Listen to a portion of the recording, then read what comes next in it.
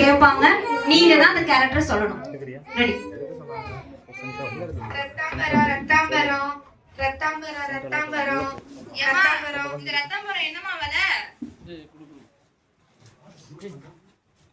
என் கையாலேயே செஞ்சது. தொட்டு பாருங்க. இது கம்மியா கிடைக்கும் நினைக்கிறீங்களா? ஒரு நிமிஷம் தங்கச்சி வேணாம். அக்கா ஒருத்தவங்க பேசாம இருக்காங்க. எல்லாரும் உட்காந்துருக்காங்க. நம்மளும் போப்பா. இப்படி எல்லாம் வியாபாரம் பண்ணா எப்படிதான் நம்ம பழக்கம்? வந்திருக்காங்களா? எல்லாம் போலாம்.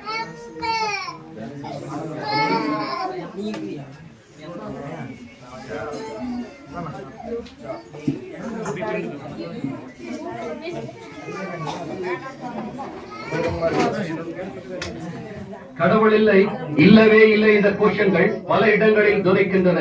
கிறிஸ்தவ விசுவாசிகளுள் ஒரு சிலருக்கு கூட சோதனை நேரத்தில் கடவுள் இருக்கிறாரா என்ற சந்தேகம் வந்துவிடுகிறது.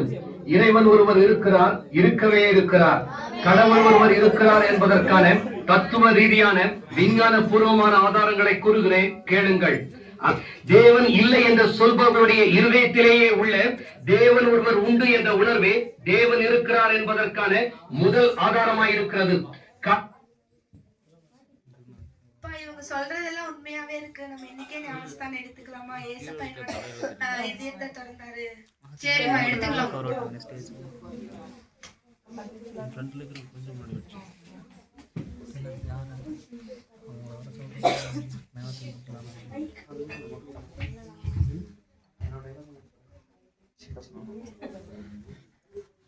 ஞானஸ்தானம் எடுத்ததுக்கு அப்புறம் தான் நமக்கு நல்லா இருக்குமா?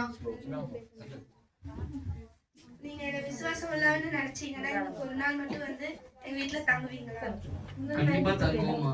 கர்த்தர் உன்னை ஆசீர்வதிப்பார். தியத்ரா பட்டணத்திலேயே எங்க குடும்பம் தான் வந்துட்டு முதல்ல ரட்சிக்கப்பட்டு ஞானஸ்தானம் பெற்றவங்க. நான் யாரு?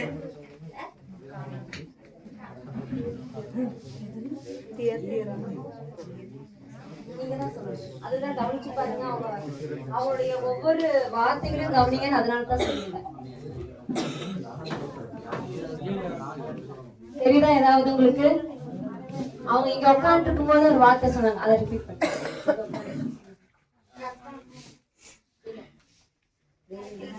தேவன் என்னோட இதயத்தை இன்னைக்கு திறந்து கொடுத்தாரு.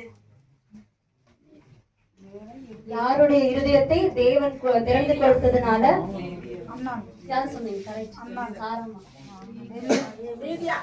வெரி குட், கிளாப் பண்ணலாம். அடுத்த காட்சி.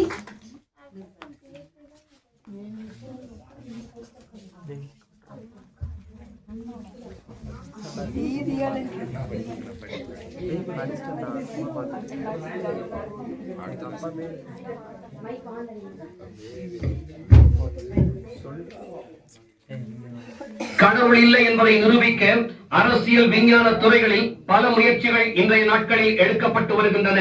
உண்மையிலேயே கடவுள் ஒருவர் இல்லை என்றால் அவர் இல்லை என்பதை நிரூபிக்க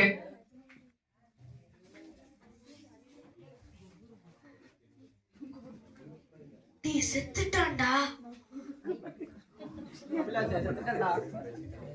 இன்னும் இப்படியுமா தூங்குவாங்க? அட தூங்கல, பசி மயக்கம். நானும் தான் தூங்கினேன். நல்ல வேலை ஜன்னல் பக்கத்துல உட்கார்ல. எனக்கு அம்மா இருங்க, என்னதான் நடக்குதுன்னு பாக்கலாம்.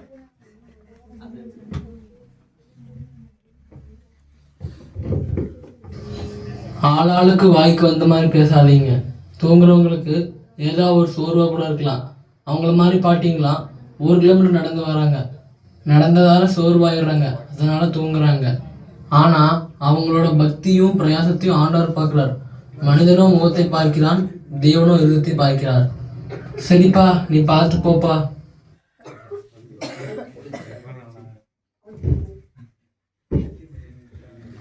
சாரி, நான் டயர்ட்ல தூங்கிட்டேன். நான் யாரு?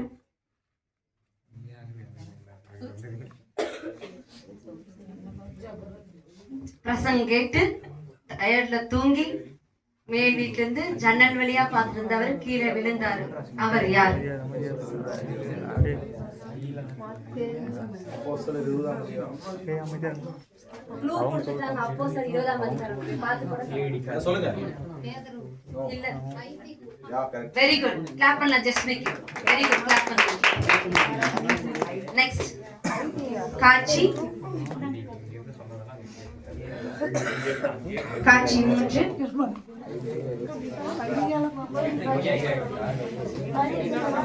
நம்மளும் போய் பவுலோட சுவிசேஷம் ஊழியம் செய்யலாம். போலாம், ஆனா அவள அழுகுன்னு சொல்லுவாங்க. நம்ம ஆண்டவருக்காக செய்யறக்கா, யார் என்னன்னு பார்க்க வேணாம். சரி வா போலாம். நாங்க யாரு?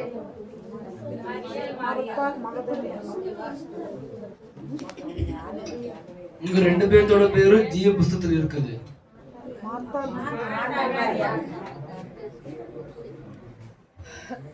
ஃபர்ஸ்ட் இவர் யாருன்னு உங்களுக்கு தெரியுதா? இவர் யார்? இவர் யார்? அப்போஸ்தலன் தான் ஐத்திகு பார்த்தோம். அப்படின்னா இவர் யாரா? பவுல். Very good. கிளாப் பண்ணுங்க. பவுல் சொல்றாரு. பவுல் சொல்ற வார்த்தையை கவனிங்க. பவுல் சொல்ற வார்த்தையை கவனிங்க. உங்க 2 பேர்த்தோட பேரும் ஜீவ புஸ்தகத்தில் இருக்குது. இவங்க 2 பேருடைய பெயரும் ஜீவ புஸ்தகத்தில் இருக்குது. இவங்க 2 பேருடைய பெயர் என்ன? பிலிப்பியர் எடுத்துக்கோங்க. பிலிப்பியர் 4வது அதிகாரம் 2, 3வது வசனம். யாராச்சும் ஒருத்தங்க சத்தமா படிங்க. பிலிப்பியர் 2வது அதிகாரம் 4வது அதிகாரம் 2, 3 வசனம். கர்த்தருக்குள் ஒரே சிந்தையாய் இருக்க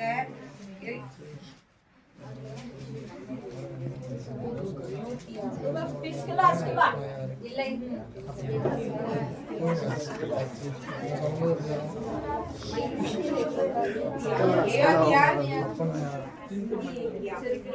அந்த வசனத்தை நல்லா படிச்சீங்கன்னா தான் அந்த சொல்றீங்க, கரெக்டா சொல்றீங்க. அந்த வசனத்தை படிங்க.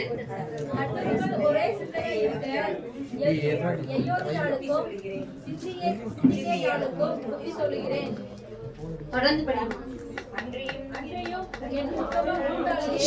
அவர்களுக்கு உதவியாய் இருக்கும்படி உன்னையும் வேண்டிக் கொள்ளுவேன். அவர்கள் இளைஞர்களோடும் மற்ற என் உடன் ஏழையாட்களோடும் கூட சுவிசேஷ விஷயத்தில் என்னோடு கூட மிகவும் பிரயாசப்பட்டார்கள். அவருடைய நாமங்கள் ஜீவ புஸ்தகத்தில் இருக்கிறது. யாருடைய நாமங்கள் ஜீவ புஸ்தகத்தில் இருக்கிறது? பைபிள்லயே ஃபர்ஸ்ட் ரெக்கார்ட் ஆயிருக்கிறது. ஜீவ புஸ்தகத்துல இவங்களோட பேர் இருக்குதுன்னு சொல்லிட்டு பவுல் வந்துட்டு பரிசுத்த ஆவியானவர் மூலமாக எழுதியிருக்கிறார். இந்த 2 பேருடைய பெயர் 2மே பெண்கள். பெண்கள் எல்லாம் கைதட்டு கொடுக்கலாம். ஆண்களோட பேரை கூட பைபிள் நம்ம பார்க்கல. ஆனா பெண்களோட பேர் இருக்கிறது. அவங்க 2 பேருடைய பெயர்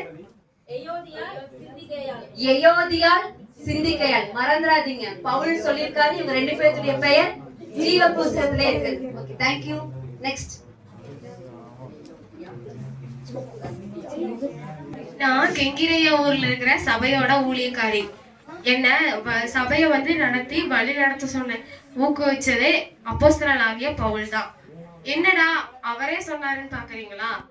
அவர் தான் பெண்களை பேசக்கூடாதுன்னு சொன்னவராச்சே. 1 கொரிந்தியர் 14ஆம் அதிகாரம் 34ஆம் வசனத்துல சபையில் பெண்கள் பேசாமல் இருக்க கடவுள்னு சொன்னவராச்சே. அவ இப்படி என்ன வந்து சபை ஊழியக்காரி ஆக்குறாருன்னு பாக்குறீங்களா? அதுலதான் ஒரு விஷயம் இருக்குது. கொரிந்து பட்டணத்துல உள்ள சபையில் உள்ள பெண்கள் வந்து அப்போ பவுல் வந்து பிரசங்கம் பண்ணிட்டு இருக்கும்போது அவங்களுக்குள்ளே பேசிக்குவாங்களாமா. அது இப்படி இது இப்படின்னு கஜன்னு அவங்களுக்குள்ளே பேசிட்டு இருப்பாங்களாமா. அதனால அவர் வந்து பெண்கள் பேசாமல் இருங்கன்னு சொன்னாங்க. ஆனா என்ன மாதிரி நிறைய ஊழியர் செய்யற பெண்கள் வந்து அவர் மூலியமா நிறைய ஊக்குவிச்சிருக்காரு, எழுப்பியிருக்காரு. நான் யாரு?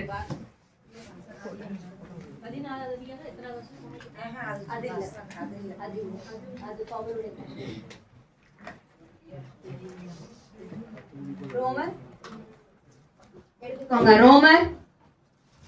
16வது அதிகாரம் 1வது வசனம்.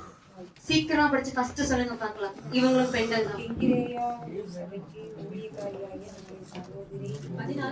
16:1. இவங்க பேர் என்ன? ஒரு கிளாப் பண்ணுங்க. Okay, question gap. Team.